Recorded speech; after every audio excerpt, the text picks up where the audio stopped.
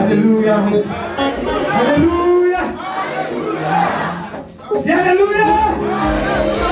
Merci Seigneur. Petit soleil jusqu'à son coucher, que ton nom soit sanctifié.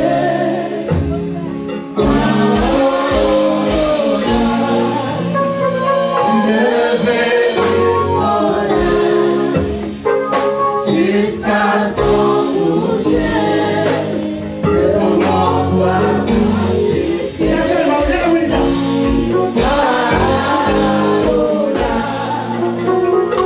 Alléluia.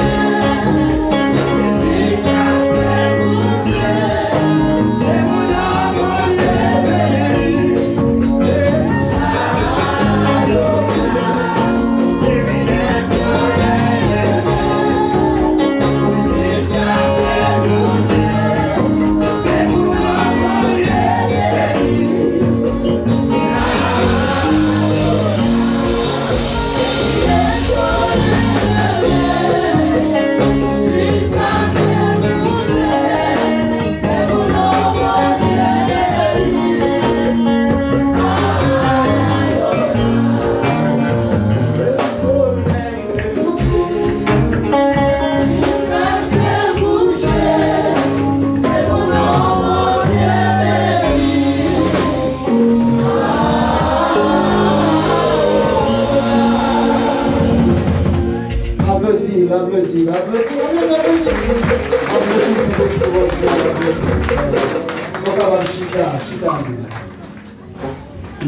faire une prière symbole. Nous allons prier, nous allons lever le micro. Maintenant, parce que je n'ai pas 4h du matin comme ça. Moi, je vais dans une mission avec un servant de l'église. Le servant, ça, il fait partie du groupe qui a intercédé pour l'église. Sont pour nous prier pour en pile parce qu'il a fait un travail au Père. Un travail extraordinaire. Qui ça me dit dans la mission, pas de un côté qui est facile, non? Son côté était très difficile. Parcours était vraiment difficile. Même dans un servant, un soldat. Et je vais citer le nom parce que moi, je vais citer le nom de ce chef de révélation comme il y a des gars. Je vais citer le nom de la première dit, même je vais citer le nom de la fait des gars avant. Et je vais son contentement, le bon Dieu avait dit au monde. Je toujours aimé dire ça, je dis, quel que soit bien ou mal, ou un monde ou une révélation, c'est bon Dieu pas la veille, tout ça, levez-moi le dire merci Seigneur.